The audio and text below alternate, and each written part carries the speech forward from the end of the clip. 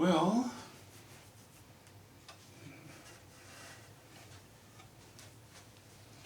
oh, sorry, groaning and sniveling and whining. Speaking of that, I was whining about how to manage the sky. And I had this wing coming up, you washed in these colors, heading this direction. And I thought I would continue with that. I was thinking I would have more gray, more individual shapes in the sky. No, I think I decided against that. I think it's just fine to just taper down this orange, turn it into purple, fade off into blue. There's enough strength here, both in the blue mass, the purple hills, the cabin, which I've now made a little, this distant cabin I've touched up with a bit of red so that it's stronger as well. The fence, there's enough here, it carries its own. I don't have to jump back up. The hills are already heading back up, so that's fine.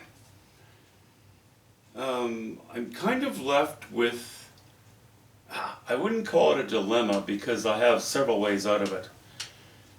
I guess the real dilemma is which way am I going to take? Which route am I going to take?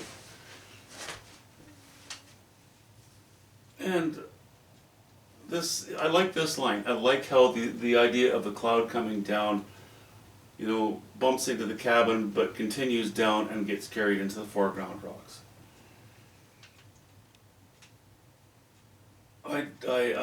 This is too much of a mass. I don't want a big gray mass here. But I also don't want to carry these chromas down here. I don't want to push them too far down down to these hills. I'm not sure if I'll get away with it or not.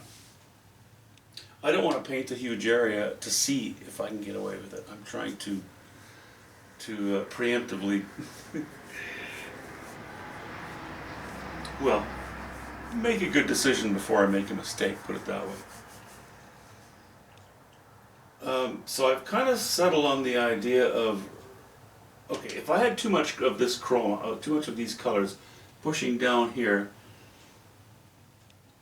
what's the other solution? It would be too heavy, it would be too orange, it would be too much over here. Why though? I think that a solution to that, a potential solution to that, would be either weaken these colors or strengthen the foreground. So I'm considering on this distant water, which is really, it's not water anymore, it's ice, doing something that using something I haven't used anywhere else on the painting in a very pure form at all, and that's just putting a little bit of cobalt blue, maybe diluting it with a little bit of raw umber, maybe making it go a little bit greener with just a touch of no, not yellow ochre, that would make it go too green. Maybe a touch of burnt sienna.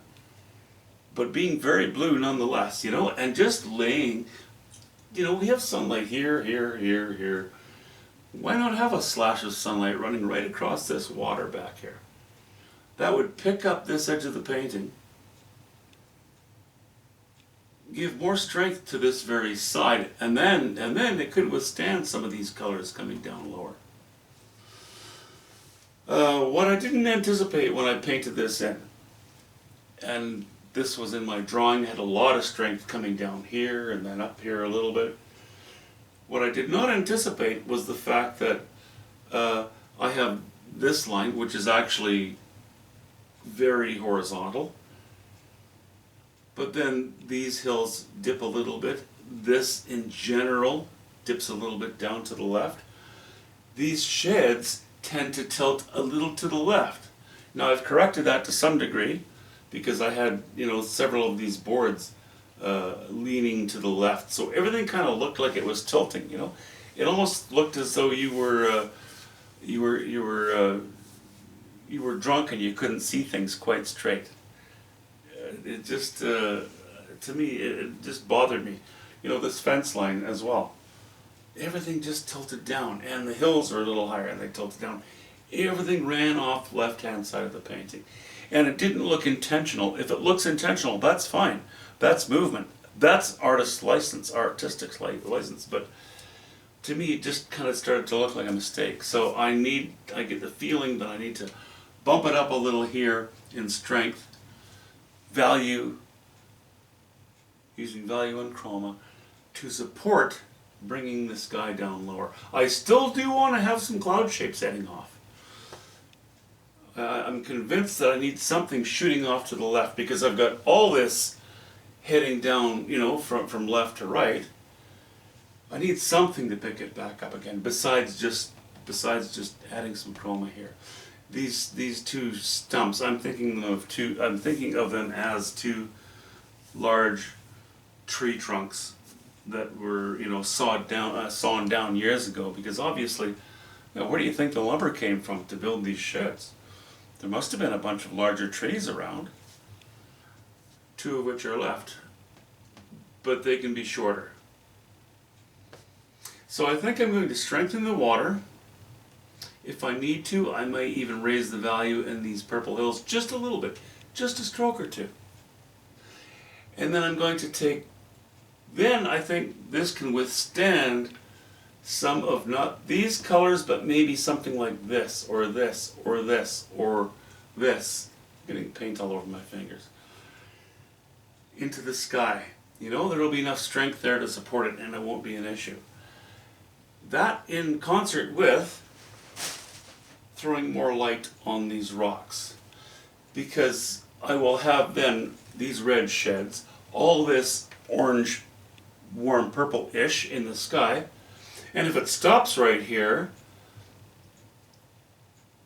it can stop right there, but I think it would be improved if I were to take some reds of some sort, warm purples, maybe along these lines, and maybe even the odd shot of alizarin crimson, and bring it down into these rocks.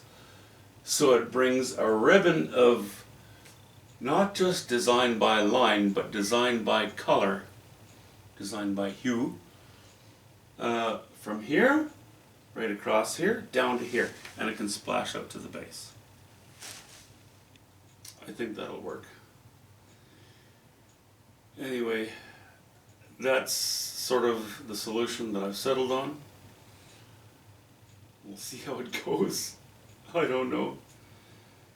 I've been sitting at my desk looking at this, sitting at my computer looking over at this for quite a while tonight. And yeah, there are other ways of doing it, but I think I've decided that's the way I'm going to do it. I like it. I'm enjoying a drink from my most tasteful glass, which no longer contains coffee tonight. And just relaxing, and it's a good time to revisit the day's work and decide what to do next. Okay,